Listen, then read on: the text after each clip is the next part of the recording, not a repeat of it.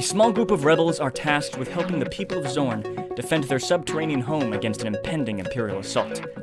After helping them plan out tactical defense measures, they set out to the nearby planet of Vlemeth Port to meet with potential allies, a small colony of Mandalorians. Upon meeting their contact in the hangar, they are ambushed by mercenaries. Will they survive the attack? Find out in this episode of Friends Like These.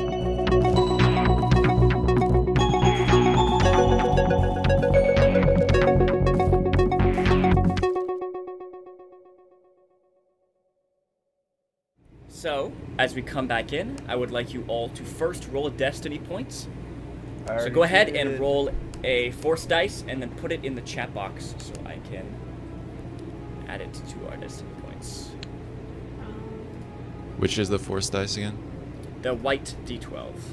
Just one, Okay. yeah? Just one. And let me White D12. on the dice roller. Pain. Okay. Where's the white one? Do you have the dice roller open? Oh. Yeah. So do we update our destiny points? Can I just roll a No, D12? I'll do it. I'll do D12? it. No, you can't just roll a D12. Okay, so you have the dice roller open? Yeah, I do. You see the last one, the bottom one, that white pentagon? No, I see the green, purple, blue, yellow, red, and black. There's no white one underneath that. You must Nope. be in the wrong dice roller. Yeah. Am I... Try check the one that's pinned in the Discord. Let's see. Say Star Wars on it. It should, yeah. Aha! So So I was using the wrong one last time too. Alright, cool. Oh my gosh. It's fine. Feels bad, man. So let me know what you get. Okay. Fudge. Two light. Okay. So starting off the bat, you guys have 3 light and I have 2 dark. Hee hee hee. Alright, then I also have to roll for duty. So I'm gonna go ahead and roll a D100. That's a 36. You guys range from 1 to 25, so none of your duty is activated. Alright, so jumping back into the action, you guys are in the middle of a battle. You guys are kind of chilling kind of in the center of this hangar area here. There are lifts on either side of you, and out of the lifts are pouring the enemies. You see 2 squadrons of Clatoonian bruisers. You see 1 Weequay sniper kind of lurking in the back, and then 1 Weequay kind of general who's taking the lead, and who seems to be engaged, locked in melee combat with your new Mandalorian friend, Cad. So last we left off, Vero fired a couple shots at the nearest group of Clatoonians, and now we have the Clatoonians themselves. So we got these groups of bruisers. Alright, so first, the squadron up here, which is closest to all of you guys, it's going to use its maneuver to move 5 spaces. 1, 2, 3, 4. It's going to run up these, I think there's 3 remaining.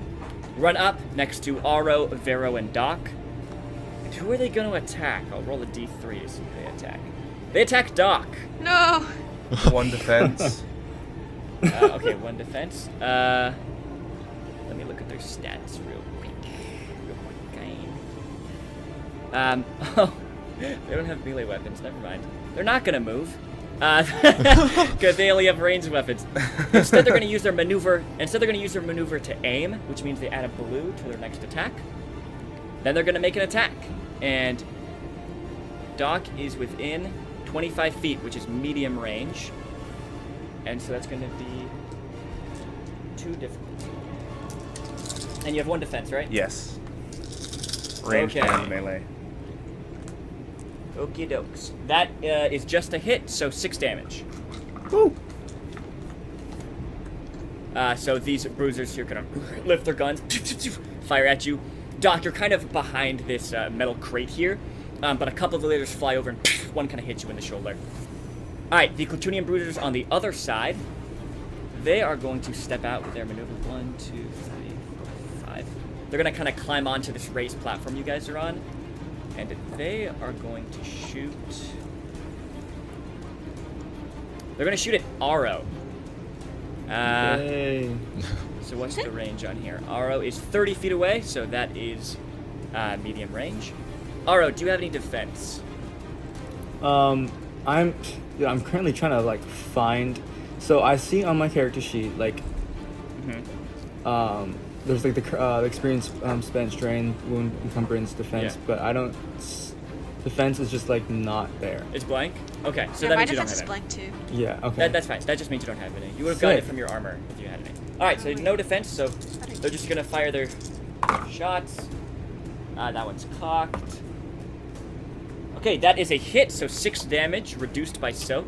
That's how many wounds you get. So what's your soak? 5.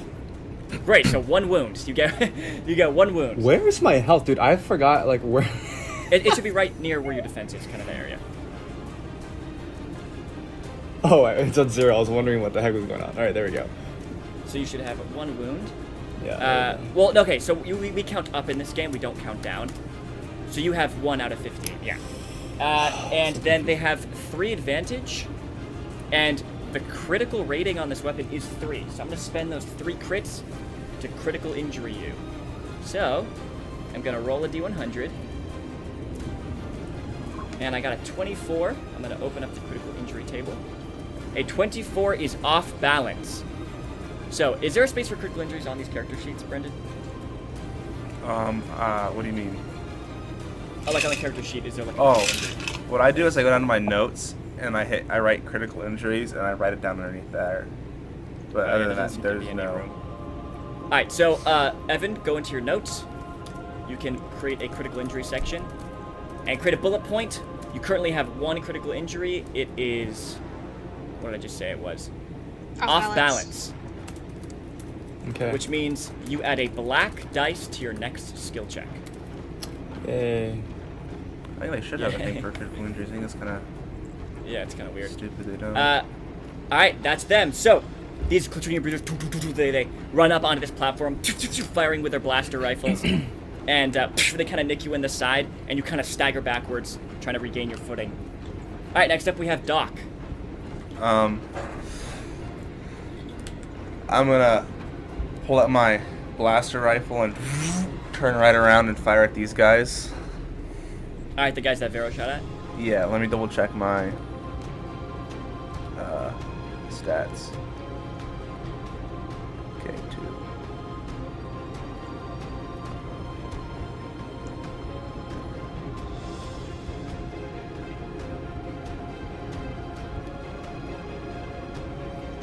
This is medium, correct? Yeah, medium range.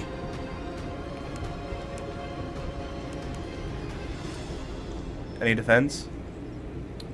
These guys do not have defense, no. Oh no! What? Okay, 10 damage, Wow, okay. and I will crit twice. Oh my gosh. Okay, I got, so... no, 11 damage because of the triumph. 11 damage, okay. So in this game, there are, regular enemies, right? Just single enemies. But weaker enemies are called minions, and they group up. So you see these bigger tokens here, of these bruisers. So the reason they're bigger is because there's a group of them. And so they take their turn together. But usually when you crit an enemy, right, you roll in the critical injury table. But against minion groups, for each crit, you kill an extra minion. And after your damage, there's only 1 minion left, so you can spend that crit to finish off the last guy of this group here.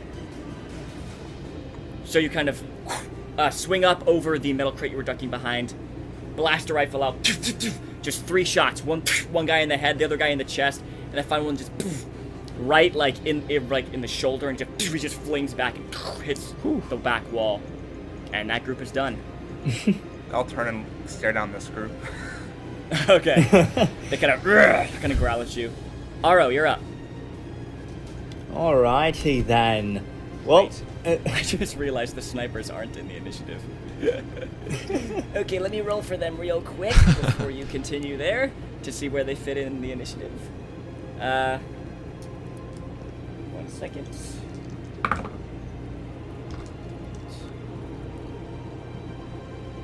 Okay. They're actually way up here. Okay. Go ahead, Aro. right, when in complete amazement after I see him just obliterate that group, I'm gonna turn around and face the other group as well. You gonna fire at him? Yes, sir. All right. Alright, You let's do see. have dual pistols, right? Yes, I do. Okay, so one option you have when dual wielding is to try to make a dual shot. It means that you add a purple to the difficulty, but if you hit, you can spend 2 advantage to deal double damage. Oh my. So it's up to you. Oh, Or you can just take a dude, we're regular gonna shot. dual wield this. What are you talking Heck about? yeah! What All are right, you so talking about? because they're medium range, the difficulty is already 2 purple, but it becomes 3 purple because you're dual wielding. Okay. So you just make the attack with the weapon as normal, but if you get 2 advantage, you can spend it to deal double damage. All right. So for those at home and for me at home, teach me again on how to attack in this, because Okay. this is so different from every other role-playing game. Yeah, I've played. it is. Don't worry. Okay, so you are using pistols, right? Yes, sir. So that's using ranged light. So what is your ranged light skill? Long. Right, but what are the ranks in the skill? And, in terms of like, what, like the damage crit? No, in the skill of ranged light. Oh, like and in the your skill skills. of ranged light, and the Yeah. actual skill of ranged light. How many ranks do you have? 3. 3. Okay, and then what's your agility?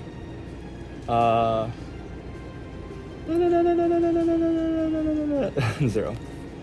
Your agility is 0. Are you Wait, sure? Okay, wait. Of your this is- characteristics at above the skills, your characteristics.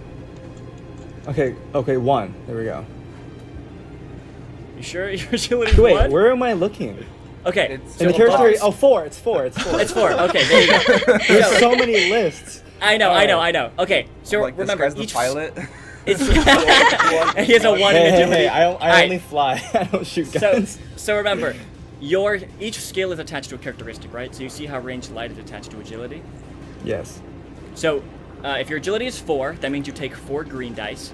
But because you have 3 ranks, you upgrade 3 of those dice to yellow dice. Does that make sense? So you're rolling 3 yellows and 1 green. Yes. Sure. Okay. Yeah. Okay, awesome. Your weapons have accurate 1, which means every time you attack with your weapon, you add an extra blue dice. Blue dice. So also roll the blue dice. Also add a blue dice. And then the difficulty is 3 purple. So then add 3 purple, Yeah. and then roll that together. Oh wow. Okay. 5 successes, 1 triumph, and 1 threat. Wow. Okay. So for the 1 threat, I'm gonna say you get 1 strain. I'm gonna Okay. spend that to give you 1 strain. Yeah. For the damage, so if you get at least 1 success, you deal the weapon's base damage, which is 5, right? Yeah. And then for each additional success, you deal 1 extra damage. So what is that, 9 damage? Yeah. Okay. And your weapon also has Pierce 2, which means that you cancel out 2 points of soak from your target. And if their soak is 3, then canceling out 2 points means their soak is 1. They take 9 damage, reduced by 1 is 8 damage.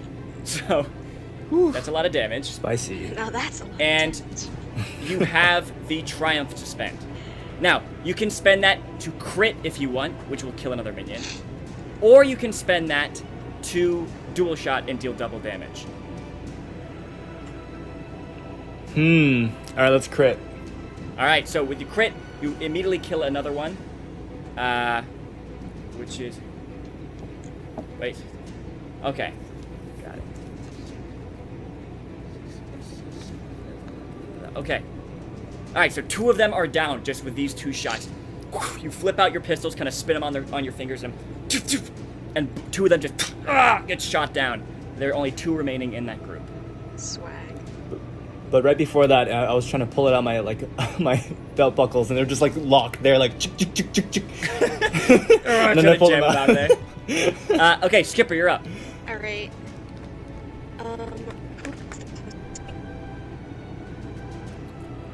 Say that again. Who's the closest to me?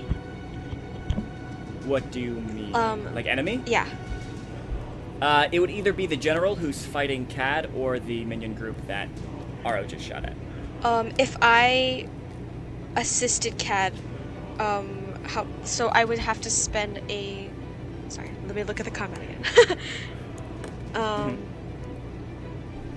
So I have an action and a maneuver, right? Yep. Okay. So I can move closer to Cad, and I want to Yep. help him with the general. All right, so you want to attack the general? Yes. Awesome. So you spend your maneuver. You can move up to 5 spaces with 1 maneuver. So you can go ahead and do that. I forgot I can move myself. Yeah, you should guys can I- move your tokens around. Should I? This is 5. Maybe this is 5. Actually, yeah. Is that okay? You can use arrow keys too. Yeah, you can use arrow keys too, and you'll move. Whoa! Haha. Okay, Sorry. so Okay. you run up to him. So the weak general is kind of like on top of this small pile of crates, swinging down at Cad with his vibrowax, and Cad is like barely deflecting the blows. Okay. You want to strike at him? Yes, All right, you have 2 daggers as well, right? I do. Yes, this is true. Would you like to also dual attack or just regular? I would like to attempt a dual wield. Awesome. Okay, so let me just kind of look at your character sheet here. I assume you're attacking with your regular vibro knife. Yes. All right. So any melee attack is automatically 2 purple. That's the difficulty. Okay. Do that. Okay. And do you have your regular dice, like the ones that you roll, based on your melee and stuff? That's a. Hold on. I need a refresher. How do I do this? All right. So what is your melee rank? My melee rank is 2. And the characteristic attached to melee is bronze. And what's your bronze? 2. So you would take 2 dice and then replace both of them. So you're rolling 2 yellows for your attack. Okay. So 2 yellow, 2 purple. Right. But if you want to dual wield, you add another purple. Okay. And then, yeah. I mean, I think that's it, Oh, right? shoot. Unless you have any talents or anything. Now that I have to reroll that, I accidentally opened a chance. 2 successes, 2 advantages, and 5 threats. Okay. So advantages and threats cancel each other out. Okay, so 2 successes, 3 threats. Okay. So with the 2 successes, you deal base damage, right, with 1 hit, which is 3. Additional hit makes it 4 damage. And you also have Pierce 2. Yes. So you also pierce 2 of his soak. So you're able to slash at him. You don't get 2 advantage to spend on the dual attack. Sadly, to deal double damage. But you do have that 3 threat. How will I spend the... Oh no. I'm gonna make it so that you fall prone. No! Okay. So you're gonna kind of swipe at it. Where is the prone little symbol? There we go. All right, so you kind of run up to him and swipe out, and you jam one of your vibro daggers into his leg. He kind of cries out, swings with the butt of his vibro wax, and poof, hits you right in the head, and you collapse onto your back. Now prone, which is not a good place to be in. This is so true. All right, top of the round, we have Cad. Cad is going to, what is he gonna do?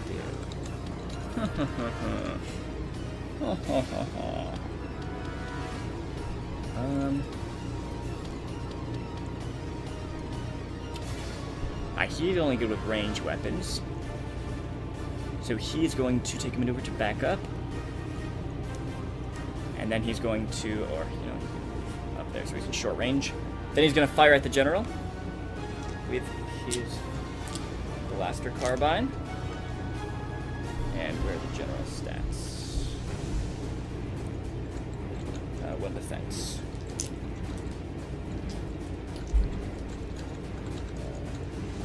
Okay.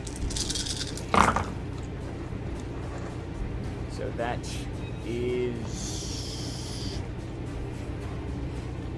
to hit, which is 9 damage. Alright, so just 9 damage to him. And he has 2 advantage, which he will spend to give the next person an initiative, Vero, 2 blues on his next check. Ooh. Ooh. Okay, next up we have Akmal, who is the leader of this mercenary group. Now that Cat is out of the way, he's gonna leer down at Skipper. No! He's gonna hop down off the crates as you're kind of scrambling up to your feet, attempting to. He's gonna swing out with his vibro axe. Oh jeez. God, I'm Do you gonna have die.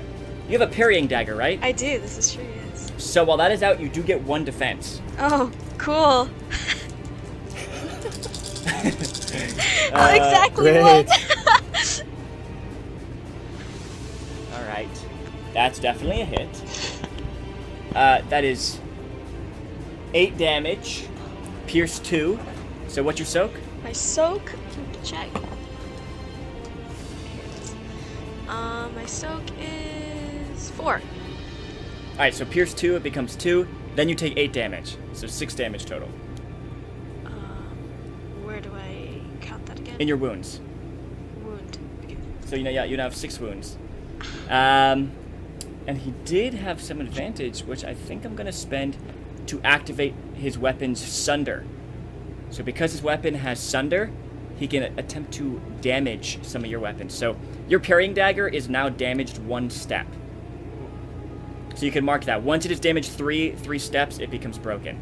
Okay, so I just put that in my notes, yeah? Yeah, I guess you just put that in your notes if there's no space on the character sheet.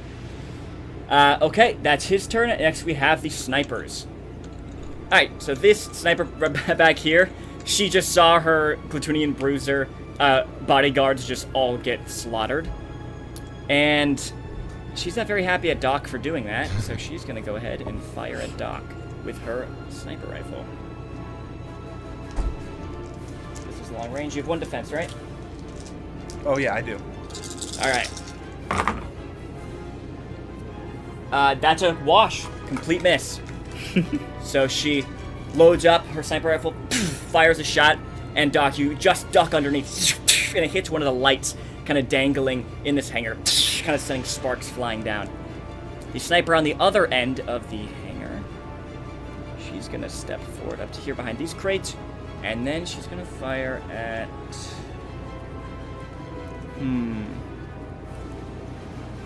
Aro. She's going after Aro. And you don't have any defense, right? No. Okay.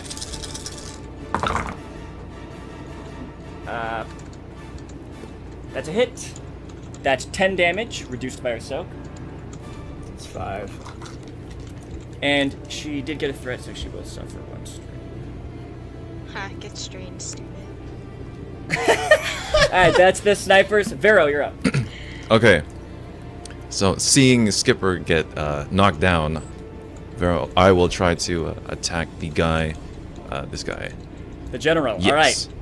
So you just turn and go ahead and make that attack.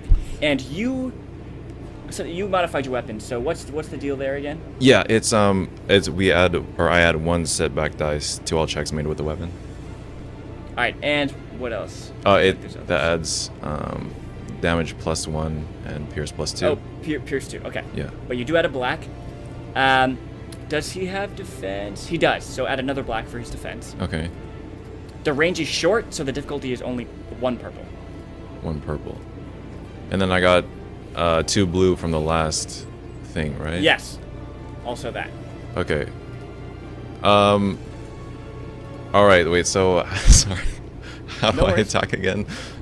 Alright, Okay, so what do I what roll? is your... this is a light weapon, right? Yes. These are pistols? Okay. So what's your range light? Let me see. It's 3.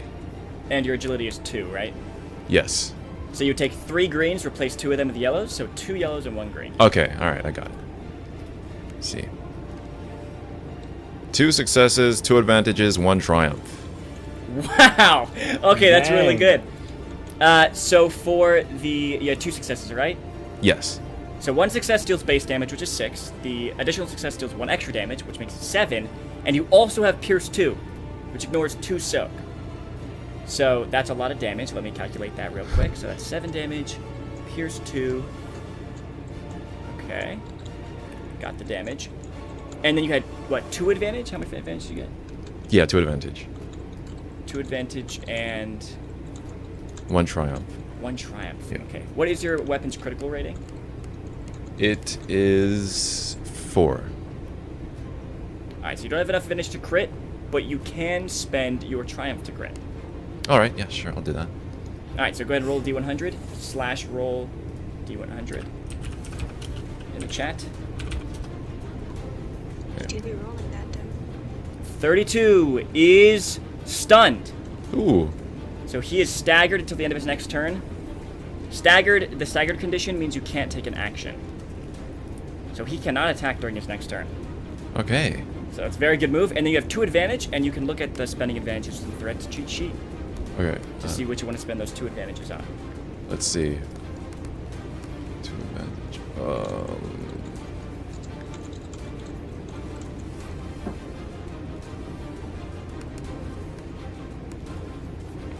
Okay, I'll just add the 2 blue to next allied character's next check.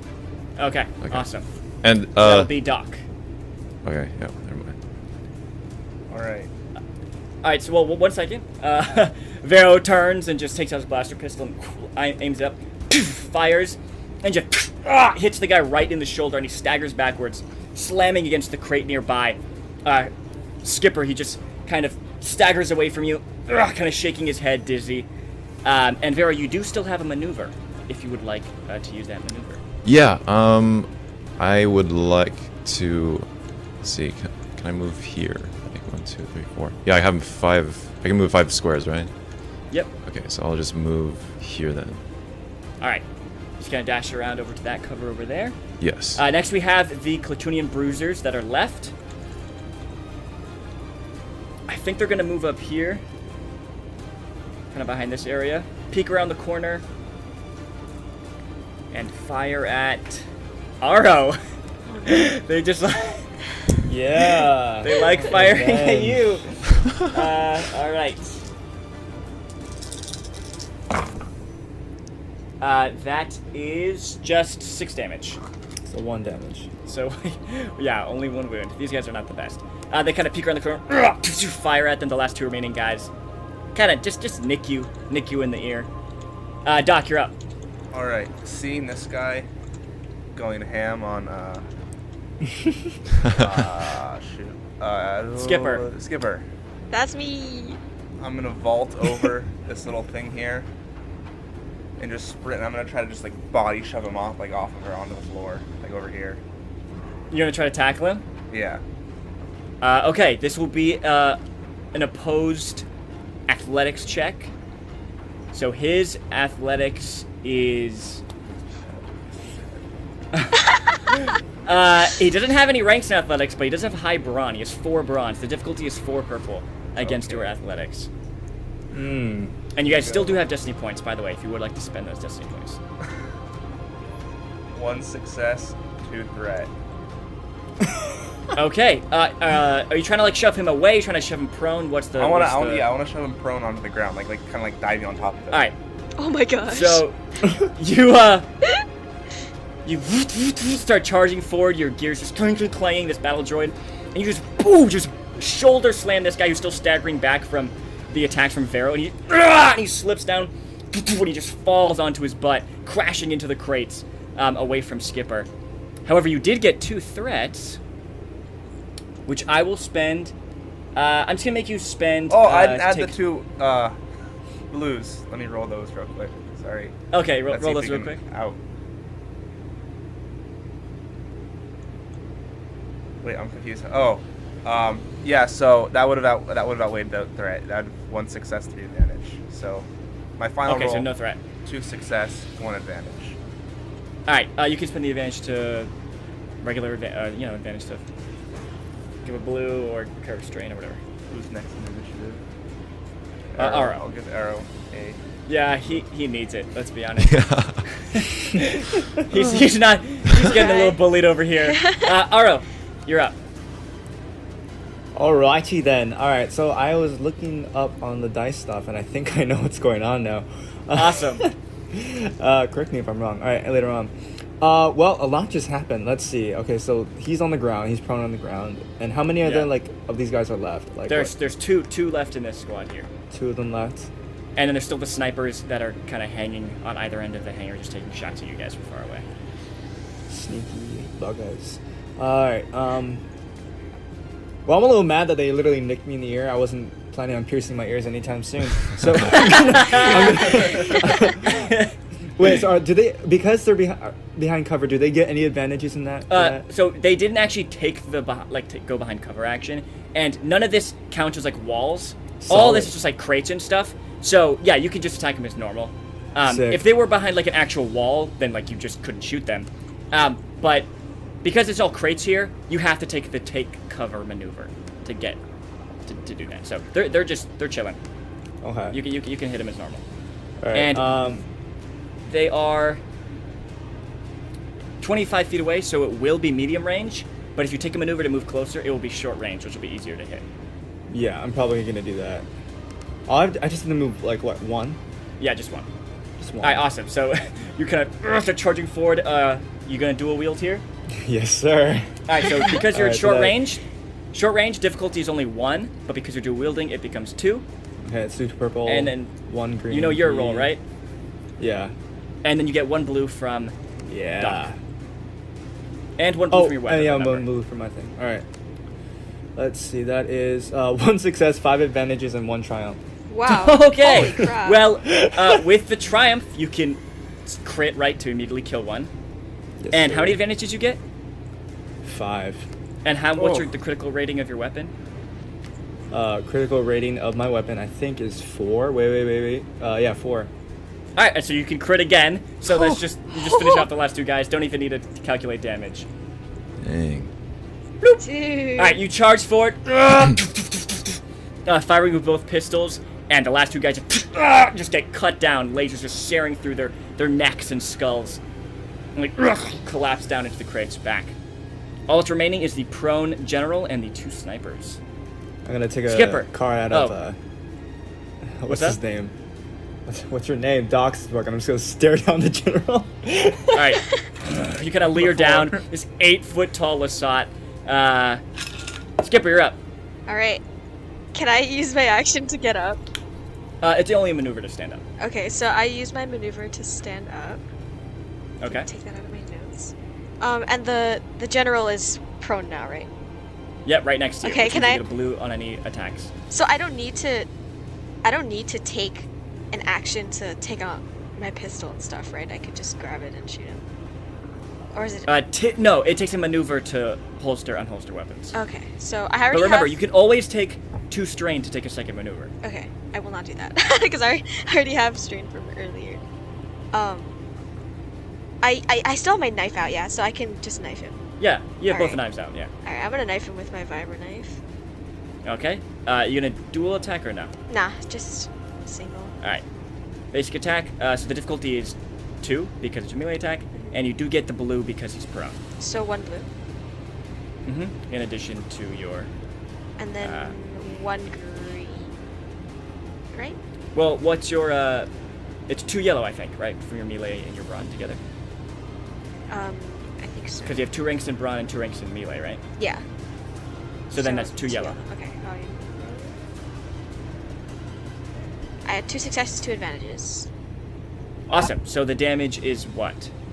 That should be normal damage, right? So 3. Yep, and then you got an additional success, so 4. Right. And then pierce 2, right? 2, yeah. Okay. And then, what's the weapon's critical rating? Critical is 2. And you have 2 advantage, right? Yes. So you want to crit? Sure. Alright, your weapon also, I see, has Vicious 1, right? Yeah, I think so. Pretty sure. Vicious 1 means whenever you crit, you add plus 10 to the D100 roll. And the higher you roll on the table, the more devastating the critical hit is. Okay, so you rolled an 86. You get plus 10. You get plus 10 from your Vicious 1. He has also 96? already sustained a critical injury. And for each critical injury you have, you add plus 10 to all critical injuries. So that becomes a 106, which is Whoa. horrific injury. So one of his characteristics, we're gonna roll for one of his characteristics, is gonna get permanently -1. Whoa. I So just which destroyed one this will man. it be? It's gonna be agility. So his agility goes from 3 to 2. As he's kind of scrambling to his feet, you place a foot on his chest, keep him down. You take your dagger and you just slash it across his thigh, just hamstringing the back of his like knee Jeez. area. Oh. Just the humming of the vibroblade just cutting through, splattering this kind of brackish, like black red blood over the metal platform. He kind of cries in pain. He's not doing okay. Payback, baby. There's literally just like I'm just terrified right now of Skipper. Just Just like short to Gruden, holding a knife, heavy breathing. Okay, it's Cad's turn. He's gonna step down here. He's gonna advance on the sniper and then try to attack the sniper hiding over here. So, dude, he's good. he has some good attacks. Oh, he has accurate 1 on his weapon. Okay, that is 9 damage, and he's gonna give a blue to the next person, which is Vero. Okay. Alright, so 9 damage to that one. Sniper there. Next up, we have Akmal. He's gonna take a maneuver to stand up, and he's gonna take his action to run away. He lost both groups. His snipers are getting advanced on. He's hurt. Yeah, he's just gonna run. Retreat! They're not worth it! And he's just gonna run over to the lift nearby his sniper. The snipers are also going to retreat to the lifts, and they press the buttons, the doors seal shut, and then all the enemies disappear from view as they perform a very tactical retreat.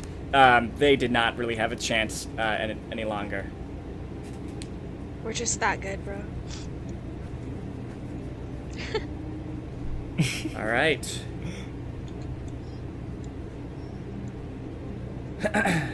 So we can end initiative here. Bloop. Bloop. Yay. Did it, guys. We didn't die. All right, as you guys kind of stand there panting, seeing to your injuries as the enemies disappear from view. There's still the corpses of the Clatunian bruisers like strewn out across the platform here. You guys, at the end of every battle, you guys can make a cool or discipline check, your choice. And the amount of successes you get, you can recover that amount of strain. Oh, nice. Is anyone badly injured? I took 6 damage. I took Or 7. wounds, sorry. I'm good. So, wait, what is it? Cool or what? Discipline. Okay, how do I do this check? I have a check mark in cool. Well, does either of them have ranks? No. Okay. Cool is attached to presence, right? Yeah. And discipline is attached to willpower? I believe so, yes. So which of those is higher? They're both the same. Alright, so then just choose one and then just roll that. So, 2 green it would be. Alright. And Okay, the amount of I'm gonna do successes that. you get... I do got that for 1 myself. success. Alright, so you recover 1 strain. As you guys are just kind of catching your breath here. I'm gonna go up to Vero, Okay. and then just like starting him like right in the eyes. This might sting, and I'll just whip out a stim pack and stick in his neck. I don't think Vero's injured at all. I'm I not thought you injured. said- I I'm thought you alright. said you're I'm fine. injured. No, I'm so fine. you just Funnier. stabbed That's him. even funnier. Blood starts go. I'm kidding. I'm kidding. You Oh killed my him. Oh my Who's the one god. who has the 7 injuries? Aro. Oh, I give it to Aro. I give it to Aro. Never mind. Okay, I'll give it to okay. Aro. No, I want you to have still stabbed him though. Then like he walks up to Vero, and Vero's like, wait. This might sting. Right here. I'm just gonna She's go around like, and do the "Ah!" stim pack. I guess yeah, I'll give everyone a stim pack except our Mandalorian friend. I love that it's canon that like Vero just has to keep it because if he takes it out he's gonna bleed out. So he just has a stim pack just stabbed into his neck for the rest of the adventure. Alright, so you stab it into Aro. Aro, you regain 5 wounds. 7. Oh, 7, because you are a medic, you have cool powers. Oh dang! So I'm. Okay. Whoa, swag. So you are you. The Mandalorian walks up to you. He has sustained some injuries himself, but he looks fine. The best guy. Well, that meeting could have gone better. He slings his carbine back over his shoulder. Thanks for the help. We best get you all dirt side before station security decides to detain us. Vera's not gonna like this one bit. Make your way back to your ship, and I'll pull out and wait for you. You guys can follow me back to the base.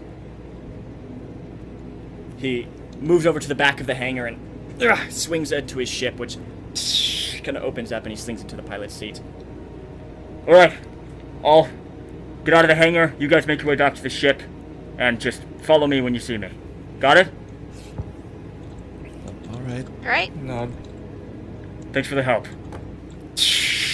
It kind of closes back over him, and the engines roar to life as he glides out of the airlock and then just kind of chills out in the open air outside of the massive tower, waiting for you guys.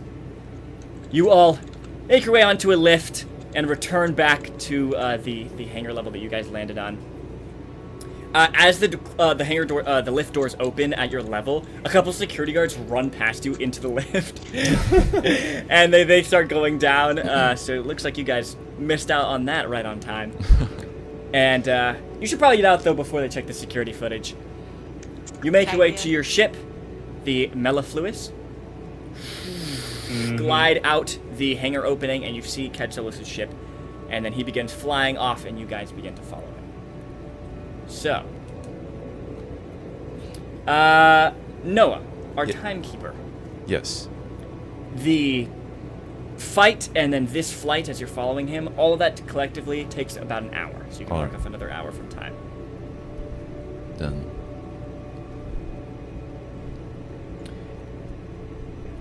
You guys land in a small valley between two foothills in a forest. Your ship's kind of setting down. And you guys make your way out the boarding ramp. And you meet Cad down here. We're gonna continue on foot. Come on. He leads you guys into the forest on about a 15-minute hike. And you kind of come out of the forest into kind of this large clearing. As you walk toward the base of a hill, you see a group of like middle-aged Mandalorians, just kind of like in their like small clothes, just in a pile, just punching, pulling, shouting, laughing, just like this rolling ball of Mandalorians, just sweaty Mandalorian guys. And all of a sudden, a bolo ball kind of tumbles out of the pile, and it lands at Cad's feet, and he kind of stops it with a foot. One of the younger Mandalorians kind of looks up and recognizes Cad. Mishupla, we've got room for one more. Cad kind of scoops his foot up under the ball and juggles it between his feet and then onto his knees, and he hits it up into the air and then slams his head forward and sends the ball back towards the scrambling pile of warriors. Sorry, gotta bring this lot back up top. Next time, Bernard. The men kind of chuckle as the ball comes back. They all dive for it, entering once again to like this writhing mass of men. And Cat kind of chuckles and shakes his head. He makes you. He leads you past that area, further along the path. So, you must have some questions.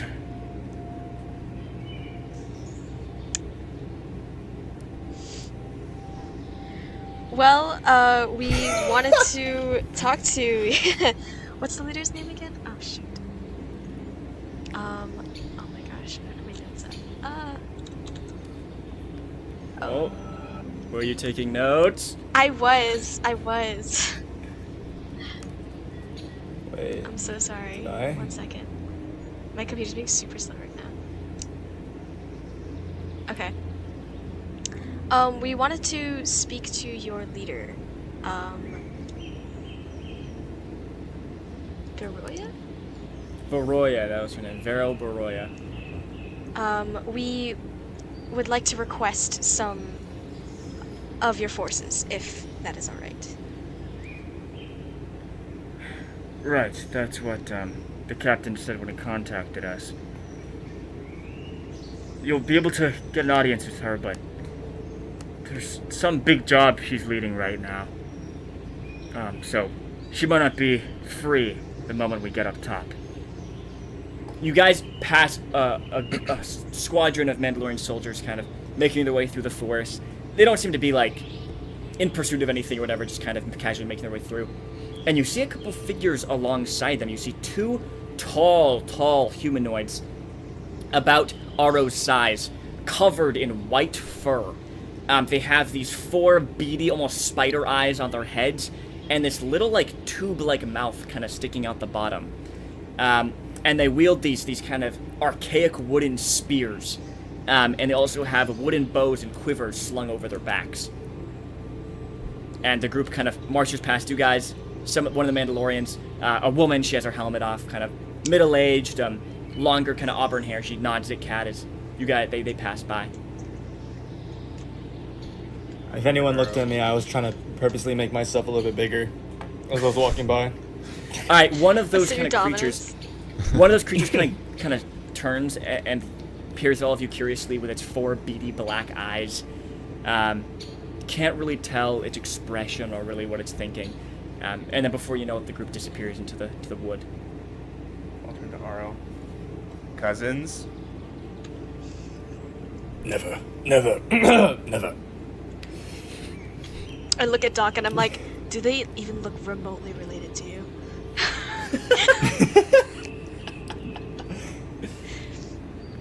Oh yeah, the Tals. They live nearby. There are tons of tribes of them. We've made a deal with the Naz tribe, mutually beneficial. We keep the slavers off them. They let us train in cold weather survival and hand-to-hand combat. Good practice for fighting Barbels or Wookiees. Though some of the other tribes see us Mandalorians as intruders. It is getting considerably colder where you guys are. And once you guys landed here, it was very chilly. And the forest around you is, pine and, spruce. Much more, plants made for colder environments.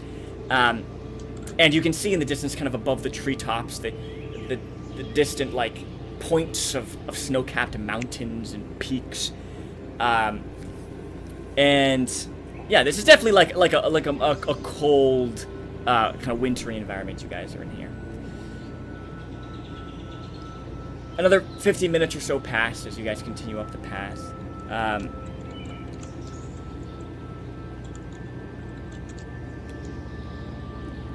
The trees around you get very large and tall, like exceptionally thick trunks that reach up to 30 meters high, just huge, hard, sturdy trees. And as you kind of break into this clearing, this almost like hillside overlooking the campsite, you see north of the camp this clear lake fed by distant snow-capped mountains that you saw earlier. Beyond the mountains, you see this kind of frozen tundra land, kind of peeking out in between the mountains. I have a picture for you guys. Show us. As you kind of step up Whoa! on this hillside overlooking the camp, They Cad roasted kind our of- early bully. You call them really pulleys too? I thought that was only my family. Holy moly. Sorry. As you guys step up, Cat kind of sighs, like satisfied. Welcome to Arumorut. This is our home. You guys make your way down the hill into the camp. It's a large camp.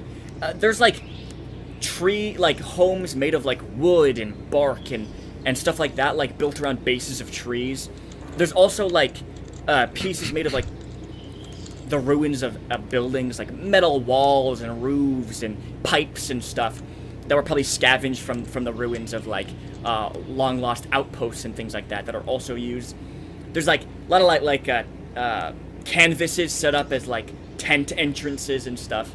But the thing that catches your immediate attention is a massive grass and bark dome that sits atop the primary foothill in the center of the camp. A constant stream of Mandalorians flows to and from this dome, carrying large crates, blasters, weapons, all that kind of stuff.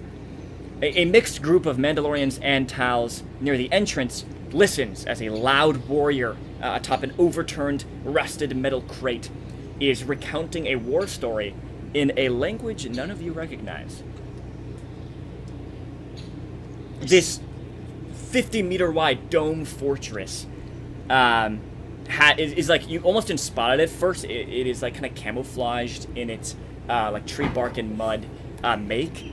All of the buildings here kind of are. Even the ones that are made of like piecemeal metal pieces are like painted or like smeared with mud and stuff like that. There are two narrow, reinforced cylindrical towers, about 10 to 15 meters high, shooting up from either side of this dome.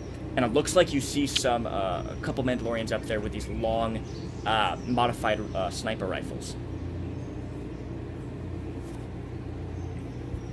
All about you, Mandalorians, and a couple Tals are kind of milling about the village. A lot of people are kind of glancing over at you, but not paying you too much mind.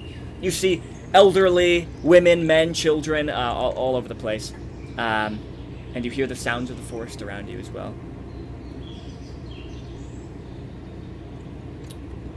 You guys Cad begins leading you guys up towards this large dome.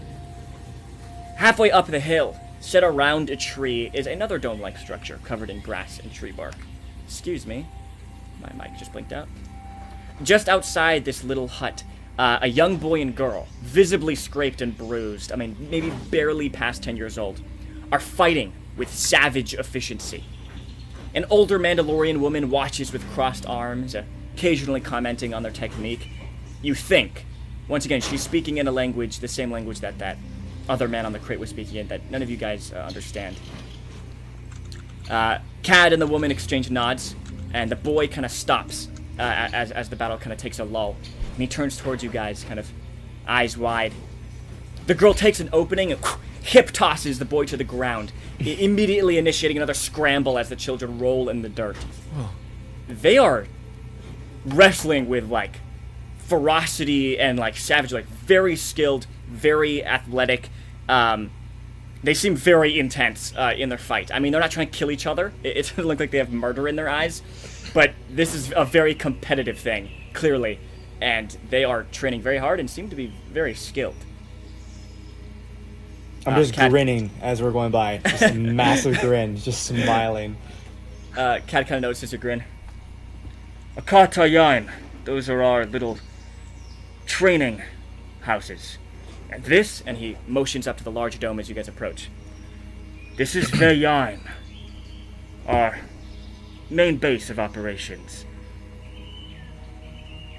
He leads you outside, and you guys are kind of nearby the clustered group of people listening to the man on the crate.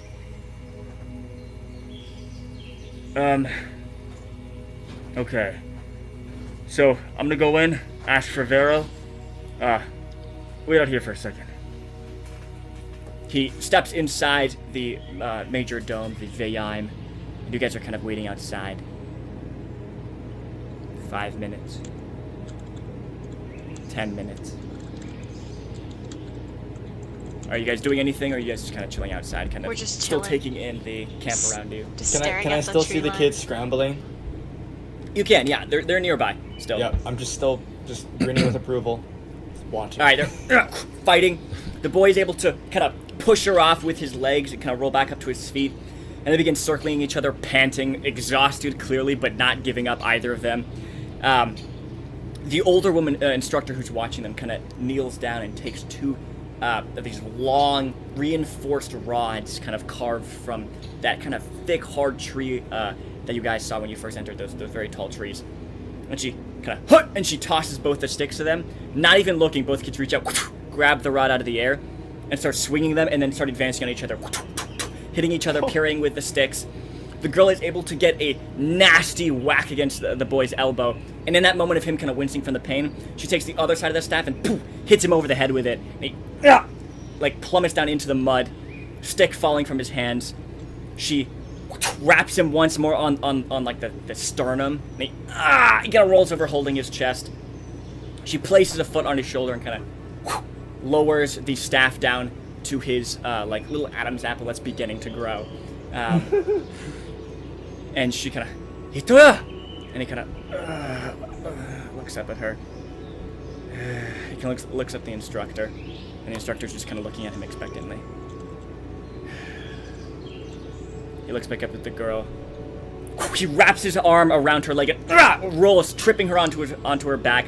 He stands up, puts his other leg, like still grabbing onto her ankle as she falls onto the ground now, puts his other leg onto her hip, and then lunges and twists, and you hear her leg kind of start to like grind out of place, and she screams in pain, and she goes, ah, God! And she starts screaming in the language you don't understand, slapping the mud, and he releases her leg, kind of grinning very wide and still looking very injured and out of breath.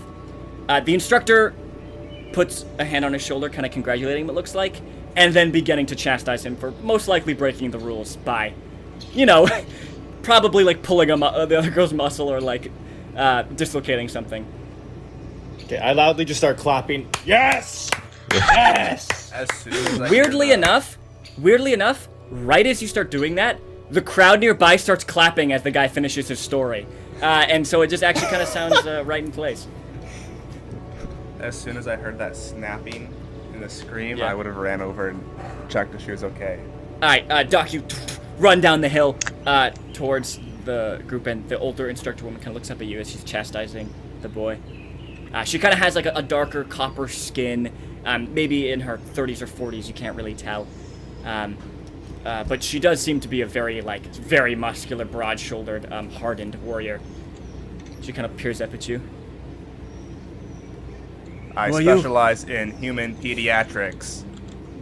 As I kind of get down to her, the girl trying to like check if she's okay. Like any broken legs or anything. The instructor kind of glances around like, who is this droid? Like, where did he come from? But doesn't stop you as you begin. You kind of like hold still, and you like knock the hip bone back into place. Well, not the hip bone, but the leg thing that was dislocated. And then You're doing you know what great. I'm trying to say. You know what I'm trying to say. Yeah. And the instructor kind of nods approvingly. Thanks. She reaches down and pulls the young girl to her feet. And the girl kind of winces. She scoops her foot up under the rod that's still kind of buried in the mud. She flips it up to her hand, and as the boys kind of turned away, just kind of like wraps him on the back of on the back of his shoulders. And he turns around, and the instructor kind of has to step in between them and start speaking in that foreign language again. As she's kind of telling it them, and they kind of make they kind of walk off to cool off, and she kind of glances at you, Doc, and nods. Thank you. Have a good day. As I start walking away, back to the group. As you make your way back to the group, you notice, and Skipper, you as well, both of you are quite perceptive. You notice a group of 3 young people, 2 young men, 1 young woman, maybe in like their late teens, kind of watching you guys. They're seated by a smoldering campfire on like these little makeshift chairs. One of them, the kind of big, he's a very, very tall, like broad-shouldered, muscular young guy. He has a scar across his jaw, and he seems to be smoking something out of like this carved stone pipe. And they're all kind of eyeing your group and kind of muttering amongst each other, kind of smirking. Not really sure what's going on there. I look at them, I make eye contact with one of them, and I wink, and then I I turn away, like. They seem to be like having some kind of inside joke going on. After you make eye contact with like the big guy, who seems to be kind of like the one the other 2 look up to, and you wink at him, he's kind of taken aback, a little like, what? He's a little confused. Before anything happens, though, Cad returns, stepping out. Okay, so the boss is meeting with a client, and I really need to join her. Go ahead and have a look around, I guess. Entertain yourselves. There's a cantina that way. Cad kind of points towards the lake that you guys saw at the northern edge. Come back in 2 hours. I'll meet you here and take you in. And if you want to get into her good graces, I don't know. I suggest maybe helping out around here if you can. Alright. See you in 2 hours. And he makes his way back inside. All right.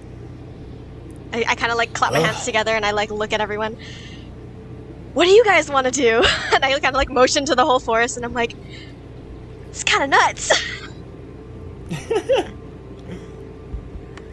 this place is pretty weird. There's like the children battle thing. I don't know. I'll follow where everyone else goes. They're just decking each other. I kind of look at Doc. Well then, we're already helping out around here someplace. Good job, Rust Bucket. And I kind of smack him in the back of his metal back. Just kind of like lean forward with those, because I'd imagine his head, he has a big. Thank you.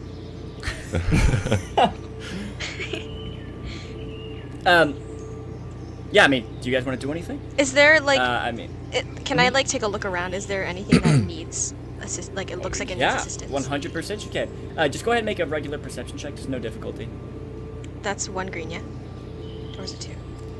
Whatever your perception is. Sorry, so I'm what's literally very bad at What are your this. ranks in? What are your ranks in perception? Perception 2, and I have a check And what's mark. and you have 4 in cunning, right? Yeah. So that's 2 yellow, 2 green, because you would take 4 dice and then upgrade 2 of them, right, to yellow. Wow. So So swag. My eyes are just Two my yellow, eyes 2 are just green. massive. 3 successes, 1 advantage. all right. I mean, there is a lot going on. There's a lot of people milling about in this colony here. More than you would expect. And there does seem to be a lot of able-bodied, like, warriors. You do see a couple, like, groups come in and out, like, on various, like, missions or patrols, you're not really sure. But there's quite a lot of warriors here, and if you are able to convince Baroya to let you guys have some warriors during the attack, it could be very helpful. There seem to be a lot of warriors here, and from the looks of it, even their trainees are skilled. So you can imagine, I mean, and also, I mean, Cad was, doing fine in the battle as well, so you can assume, getting a couple of these on your side would be very advantageous. There is a lot going on. You do still notice those kind of young men and that young woman. Now just kind of curious, a little uncertain. Still kind of looking at your group. They're most... you don't really pick out anything. No one's really speaking in Basic. Most people are speaking in that primary foreign tongue, which you guys assume is Mandalorian. And you also see anyone conversing with the Tals are also speaking in a very strange language, which you assume is the Tals language. But I mean, other than that, you do notice that you're a little hungry and a little exhausted from the hike and the battle, and a cantina sounds nice. Agreed. I start heading towards like the cantina area, and I'm like, "You guys coming?" Towards the lake. Yeah. Yeah, I'll follow. All right. Solid. The cold temperature is still kind of settling in, you guys. Those of you who don't have a lot of, I mean, obviously Doc's fine, but those of you who aren't really wearing a lot of padded clothing, you guys kind of have to like rub your arms to stay warm. Your breath is beginning to, it's a little misty. It's a little misty. You become jealous of the fully armored Mandalorians and the Tals with their fur. Aro, you're fine. Your fur helps you from the cold temperatures. You make your way over to the lake where the buildings are becoming like a little more like disparate and spread out here at the edge of the colony. There's less going on over here. It's pretty serene. I mean, you hear the singing of the birds of the forest around you. You guys hear the slight like washing of the little ripples, waves of the lake kind of lapping against the pebble outside as you guys approach the side of the lake. The lake, you know how like you could just see water and like that looks cold as hell? Yeah. You know how like you could just know that water is cold? That water looks cold. And you can see in the distance on the other side of the lake, I mean, it's being fed from rivers trickling down from the snow-capped mountains. So it's definitely cold here. This lake is definitely cold. You even see actually a water mill, which is built on the shore here, and it's slowly kind of getting turned by the slightly rushing water of the lake. But you do see the cantina, very obviously. It is called the Sheb Nikdos, and the sign hanging outside features a cartoonish Nikto receiving a strong boot sheathed in Mandalorian armor to its backside. You guys don't know what Sheb Nikdos means. You assume it's Mandalorian, and you assume this has some inside joke to do with Nikto. You're not even sure. But it seems a little silly, so you guys walk inside. It's a very small, intimate pub, dim lighting, and there is a little adolescent, a young boy, working behind the bar. There are two raucous Mandalorian warriors at the bar, each with a half-filled mug of black ale. As you guys kind of step inside, the two warriors seem to be deep in conversation, and the little boy behind the counter seems to be kind of grinning, listening in on their conversation, while he's kind of seems to be preparing food of some sort. Are there like tables around that we can just sit at, or like should we ask? Yeah, there's tables around. Okay, so I just kind of start towards the table and just kind of like sit down. All right, do you guys follow her? Yeah. Yep. All right, you guys make your way over to a table, and you kind of take a seat there. As you guys kind of pull out the chairs, kind of creaking against the floor, and take a seat, one of the warriors kind of turns and notices you. And seems to be about to kind of reach out and say something. You're not exactly sure his disposition yet, as he does seem to be a bit tipsy. But that is where we're going to take our quick break.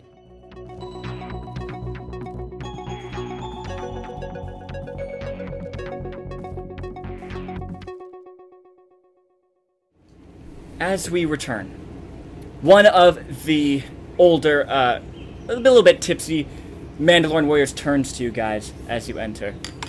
And he kind of raises like a little trembling hand, like meaty hand at you guys. You there! You must be those Chuiskad brought down. Ugh. He takes a giant swig from his mug, spilling sweet black nectar down his large bushy beard and onto his armor.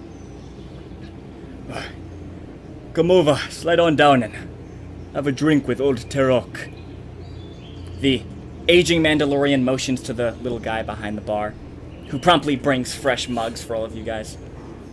The other warrior kind of speaks in hushed tones and kind of clasps Terok, like forearm, and then he walks out as Terok kind of motions you guys over. Do you go?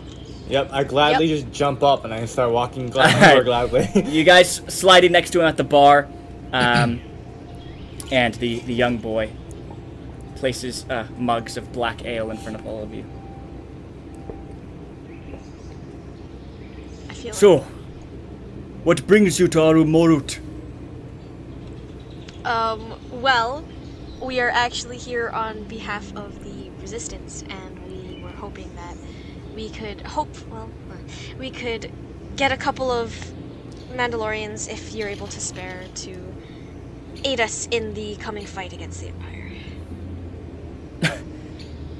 You're trying to go up against Baroya, try to convince her of something? The attempt will be made. I kind of like nervously fiddle with my Baroya. I have known her since she was a little girl. Actually,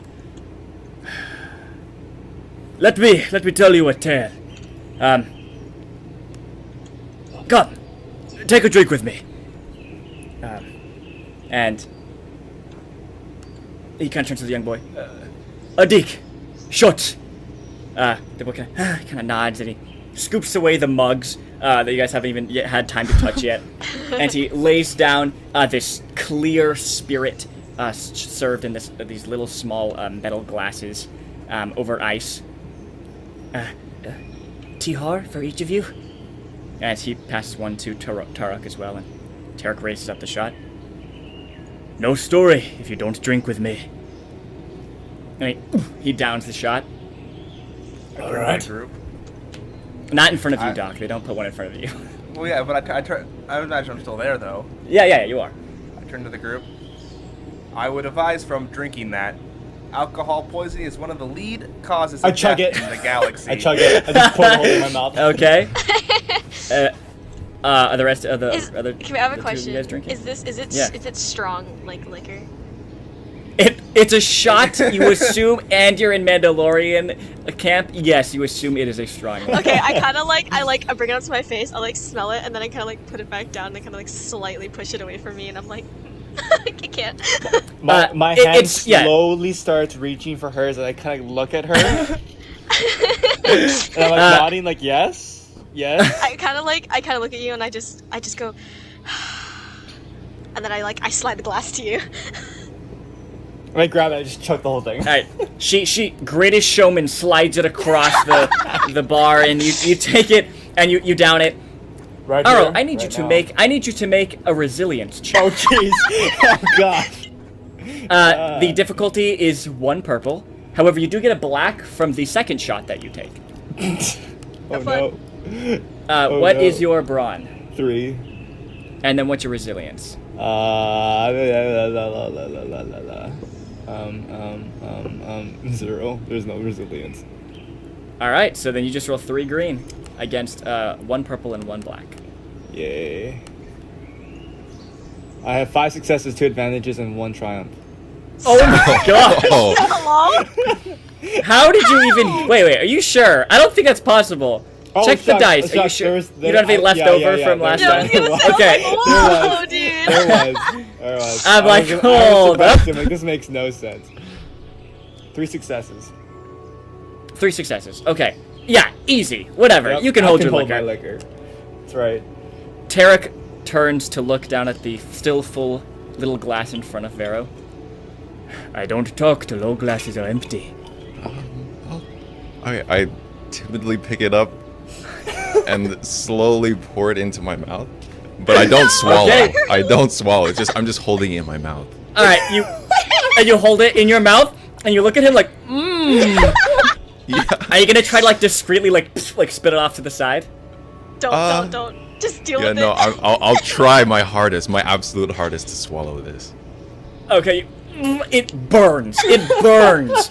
You've been like shot at before. Like you've been shot by lasers. But this is an experience you're not used to. Go ahead and make an easy resilience check for me. Okay. Dude, I'm So just that's- picturing Hiccup from like How to Train Your Dragon right Just the scrawniest kid. The lightest weight possible, dude. I don't have Yeah. any resilience. All right, so what's your brawn? Brawn. 2. So roll 2 green versus 1 purple. Okay. 1 advantage, 1 failure. All right, so you kind you just spit it out across the bar just instinctually. You cannot drink this. You kind of start coughing, and Tarek just roars with laughter, patting you on the back, letting the rest of the liquid kind of come out of your mouth. Good enough. So, and he like you can tell like he's told this story like many times. He like gets into like story mode. Just kind of hunches over. I bet you're wondering how an enclave of Mandalorians has ended up this far from Mandalore. Well, old Nam Baroya, Vera's father, led us out here. Didn't like the way Mandalore was headed. You had the Shabla Pacifist on one side under Kriz, and the Death Watch would have led us in some Bavi crusade on the other. Nam wanted to keep on the old path. Simple mercenary and bounty hunter work. No politics. Suited me just fine. That's why I signed on with him. Adik, let's do another round. Adik passes out shots to him and Skipper and Aro, because you guys are the only ones remaining. I kind of he like is look at going to Aro go ahead again, and down his. and I'm just like darting my eyes back and forth from the glass to Aro, and I'm like, I kind of just look down and I slowly start pushing the cup, and I'm just like mouthing, try it. I kind of do like a tight-lipped smile. I'm like, and then I grab the glass, and in one swig, I just, I take it. All right. All right. Okay, After so all you it. make an easy resilience check. Aro, you're up to average now, which is 2 purple. Because this is your 3rd shot. So. I have 1 advantage, 1 failure. All right. So you drink it, and it just comes out of your mouth just instinctually. You just can't hold it in. Spit out over the table. So wait, that was 2 purple, right? Yep, 2 All purple. right, I got 1 against your advantage. resilience. But everything else is a wash. Yeah, just 1 advantage. All right. You drink it, and it does not go down very good, and you kind of see stars for a second, and you kind of just kind of lean onto the bar for a second, kind of dizziness kind of ending. Because of your advantages, I'll say that he's. You guys are getting pretty far. Anyway, that must have been over 20 years ago. Sure, we spent some time working security for the Separatists during the Clone Wars. Even took some jobs with the Hutts. Anyway, a few years ago in the field. Excuse me. And he kind of sways a bit. Anyway, a few years in the field makes a Mandalorian want to put down some roots. Nam found this place, and we've been working from Arumorut ever since. Right? So we get here. Nam keeps the clan busy, plenty of work. One of our first contracts was with the Tals.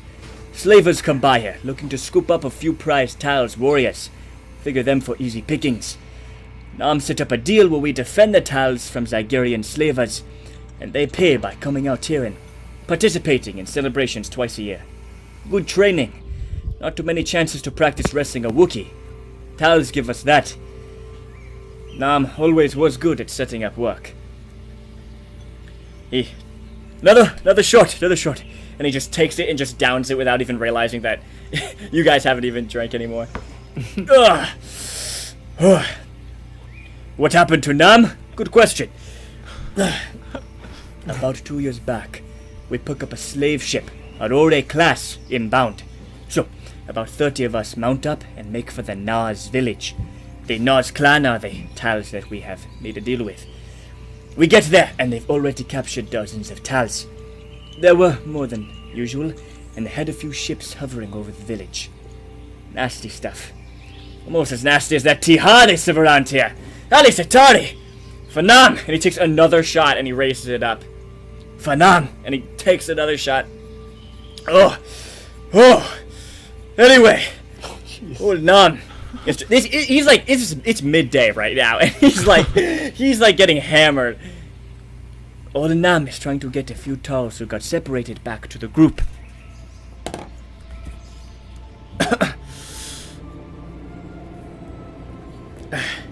He's mowing through Zygerians like frond grass, and the Zygerians must decide that taking Nam out is worth more than the slaves he's protecting.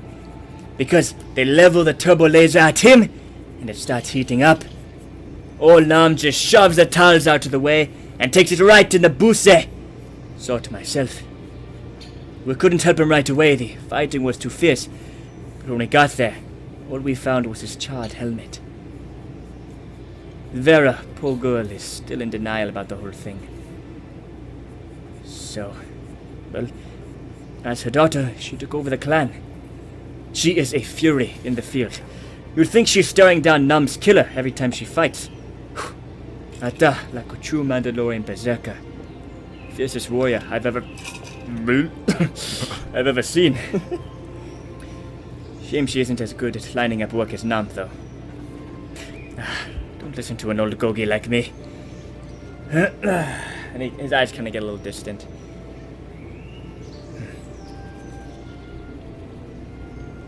And it seems now that he's a little, very tipsy, actually. You guys can squeeze in a few questions, maybe, as he's kind of in the mode now. It seems like his eyes are distant, that he's kind of reliving that moment of his good friend's death.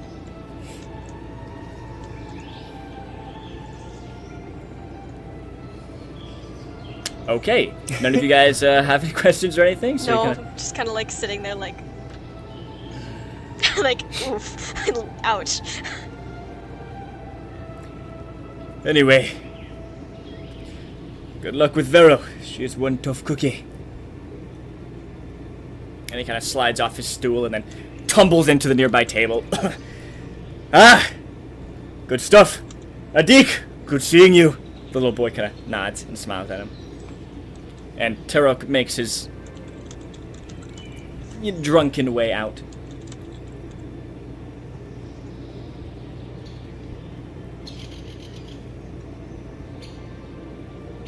Do you do anything?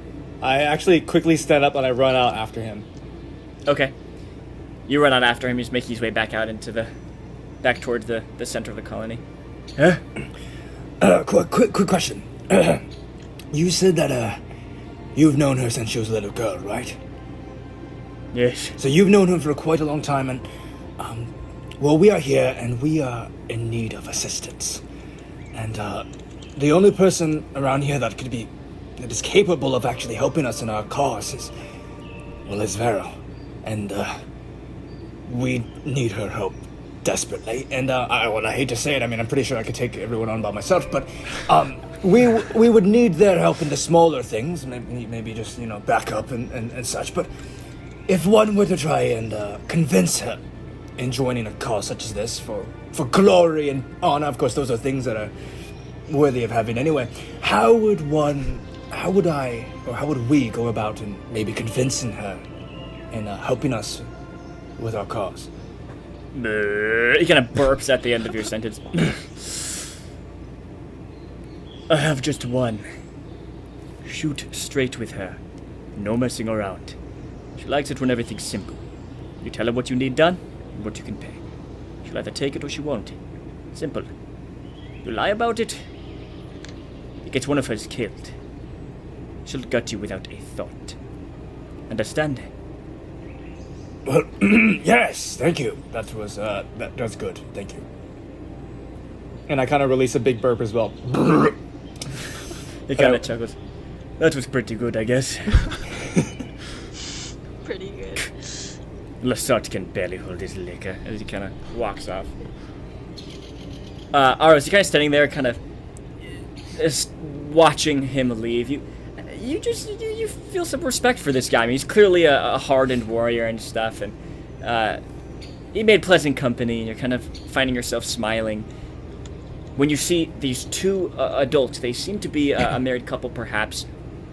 A man and a woman kind of shouting out over the crowd kind of near the center of the colony. They seem worried. And I kind of look at them, and then I kind of jog back into the bar area, and it's, guys, and I kind of reference everybody. Come follow me. There's something going on. I get up and I run out of the tavern. Yeah, I follow. Okay. You guys make your way out, and you see a little bit of a crowd is kind of gathering here, kind of looking out at this couple. As they're kind of calling out in urgent voices. They are speaking Mandoa, and you guys kind of make your way to the back of the crowd. There's maybe 5 people kind of listening in. And you're not sure exactly what they're saying.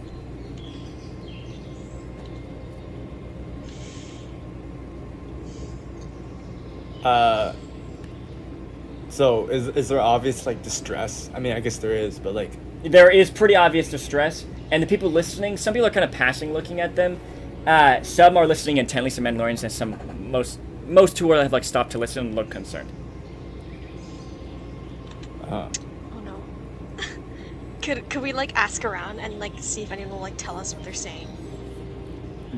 Well, of course. Okay. I'm sorry. I meant that that's what I want to do. Do you want to ask a nearby person listening, or do you want to ask the couple? A nearby person listening, because the couple is arguing, right? Okay.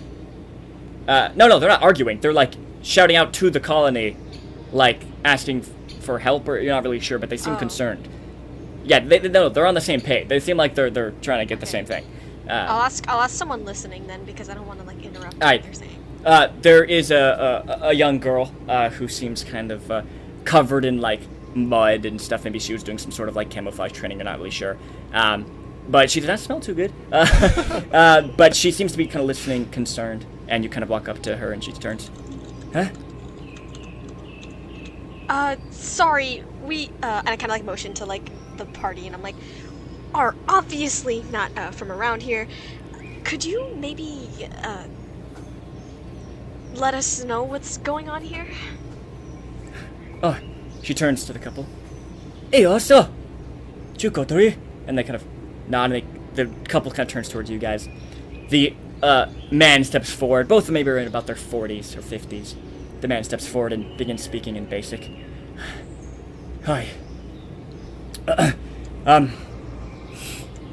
We are recruiting a search and rescue party.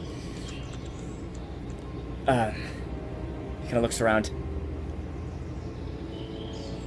A group of young Mandalorians, including some of our children. They went out on training hunts with Tals from the Naz tribe. A group of them, teenagers coming of age. Over a number of days, they stalk wild ice trompers, motmots, snorglatchers, surviving in extreme environments.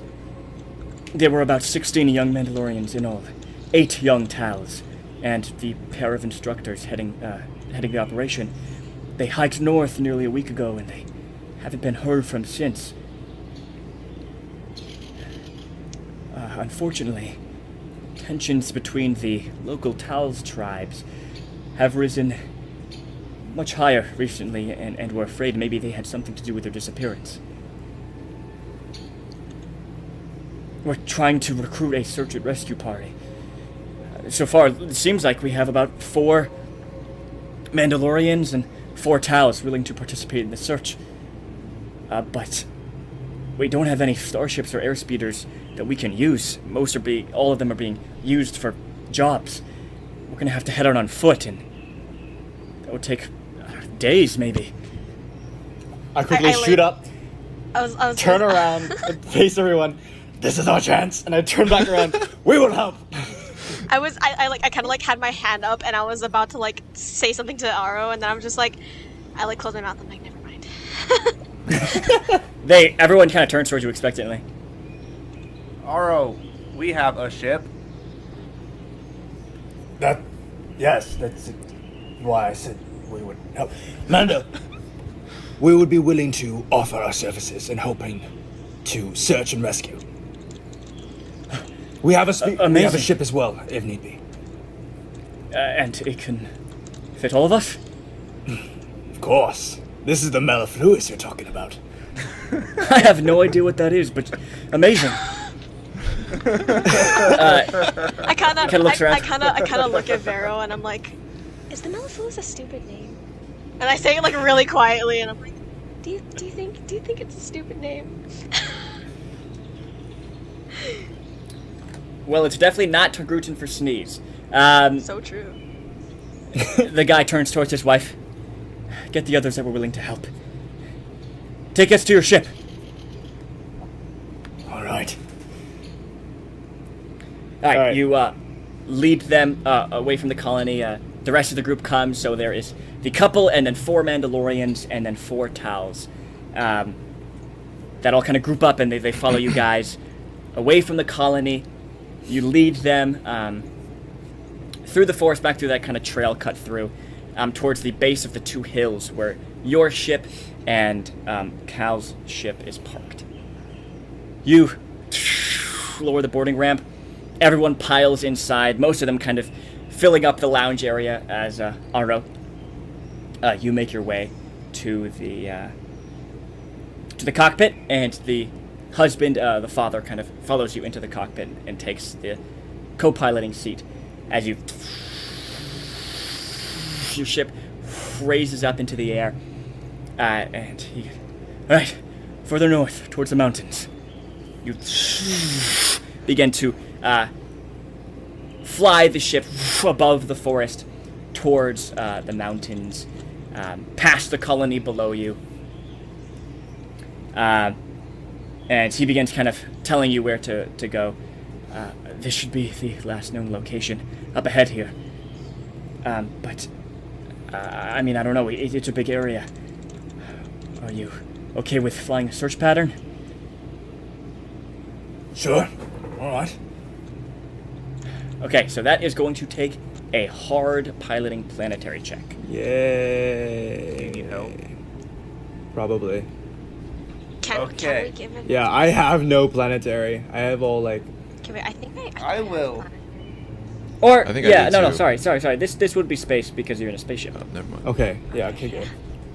I mean, I could still use the help. I could use all the help if need be, just to make these more How efficient. would we be able to give advantage? Do any of you you have piloting as a career skill? I have an ability I want to use. I have piloting okay. planetary as a career skill. What's I'm your gonna what's go your up ability? to Arrow, Mm-hmm. and I will make a medicine check, hard medicine check, to Okay. increase his agility by 1 for the rest of the encounter. Ooh. Okay. Ooh. What? Go ahead and make the check. Let me double check what my medicine is.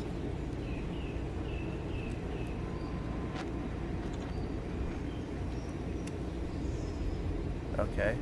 Yeah, should be good.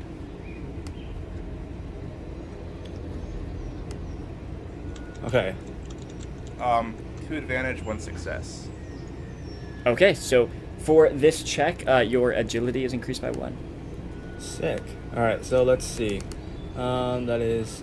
So that would be 5, but then that's 2, and then 3 yellow because I have 3 in space. Correct. So that would be. Am I doing that correct? My agility is I don't know. 5, and then Yeah, so- and then piloting space is 3. So then that would be 2 green and 3 yellow. Yep. And then the difficulty is hard, which is 3 purple. 3 purple. All right. Let's roll this. 2 successes. Nice. So you fly the search pattern led by the father who's kind of telling you the last known location. It takes about an hour. So Noah, can you mark that down? Yeah. But eventually, you do. There, and you spot this little smoldering wisp of smoke coming through the treetops. That must be their last campsite. Land. You kind of like a little taken aback by this guy's bossy nature, but also he's probably very worried about his children. So you lower the ship down beneath the treetops onto the ground, and you guys make your way out the boarding ramp, and you enter into the clearing, and you see the campsite there, the smoldering campfire. You guys kind of span out and just briefly kind of take it all in. There is an obvious trail of footprints and small drops of blood leading kind of north further up the forest towards while you guys were in the sky, what you assume to be kind of probably the distant canyon. However, if you wish, you guys can investigate a bit more if you'd like. Yes, I would like to. Alright, what are you looking for specifically? So they're missing, right? Oh, wait, are we like near? Sorry, I blanked out for a second. Are we near like the smoldering fire area? Or are we just like? Yeah. So yes. So you guys walk into the campsite. You see the smoldering fire from the campsite, and then you see the footsteps and drops of blood kind of leading up towards the canyon up north.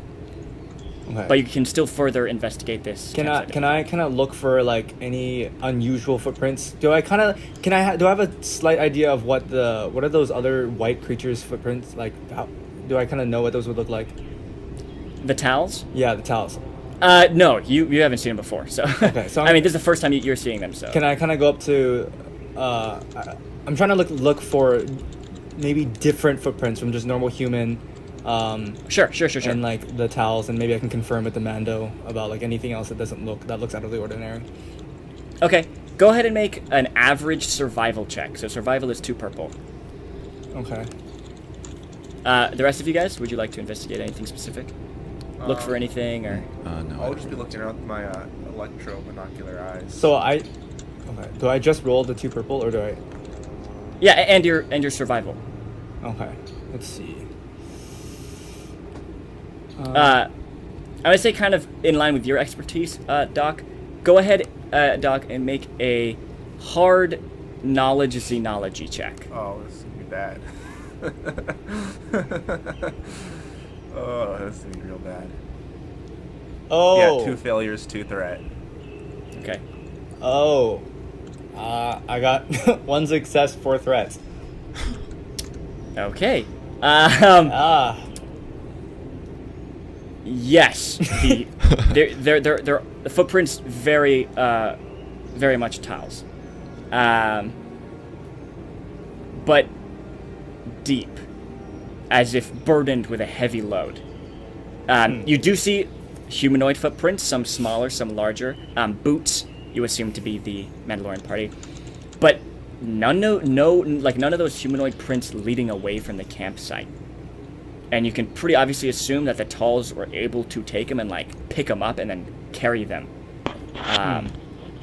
It also seems like the campfire burnt itself out just a few hours ago. Interesting.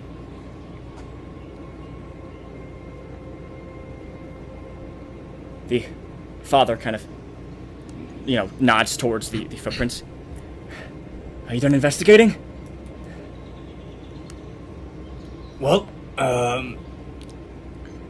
Is there there? appears to be struggle. Um,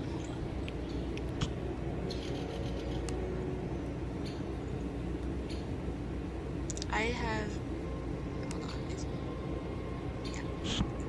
Could I just do a perception check just to see if there's anything that they didn't pick up? Yeah. Okay. Go ahead and make a, I would say, average perception check. So. So it's 2 purple Okay. And then I have is the difficulty. 2 points in perception. So that's 2, and then it's in cunning. And I have 4 in cunning, so that's 2 green, 2 yellow. Yep. Aha. You guys are getting the hang of it. Slowly getting this. I'm slowly getting this. 3 successes, 1 advantage. Nice. There is definitely a fight here. Tree bark splintered by melee weapons. You see tufts of bloody Tal's fur, bent pieces of tech broken off Mandalorian armor. There definitely was some hand-to-hand combat occurring here. It also seems that Tal's fought other Tal's. You knew there was Tal's in the expedition. So there's definitely Tal's fighting each other. Mandalorians seem to have used blasters as well. Trees and rocks exhibit blaster scarring. Charred bits of organic matter are consistent with cauterized blaster wounds. So this was definitely a fight, and also it looks definitely like an ambush. The way that the attacks are kind of like directed and things like that. But most definitely, Tal's came, attacked, and whether they killed or just abducted the expedition, you're not sure. But the bodies aren't here. None of the backpacks are here. It seems like everything was taken with the Tal's. Okay. So I turn to like the father, right? Yeah. And I tell him, yeah, well, Arrow wasn't wrong. There was definitely a struggle, and it appears to be an ambush of some kind by the Tal's onto your party. Obviously the bodies aren't here, and there's literally nothing else here other than, and then I kind of like motion to the scene. I'm like, all this damage. So they were either abducted, or, and then I kind of just like look at him, and then I'm like, he kind of glances around. I don't see much blood. I'm sure they're still alive. The wife kind of comes up, puts a hand on his shoulder. Yes, I'm sure they are. She turns to the rest of you. I'm Condria, by the way. And thank you so much for the help you have already. I mean, it would have taken us at least a day to arrive here by foot. But do you think you can help us a bit more? If you can help us save our children? yes. Kind of turn to everybody. Yep. Thank you. One of the Tal's kind of steps up. Dokar, Yuritori. And she kind of nods. We must hurry. Come on. And she begins leading the charge up the path towards the canyon up north. The temperature getting colder and colder the higher up and north you guys are going. And after only about 5 minutes of following the footprints along this kind of path, the temperature begins to drop drastically. The sky begins to kind of darken. Like these kind of vicious gusts of wind begin coming down from the north through the mountains.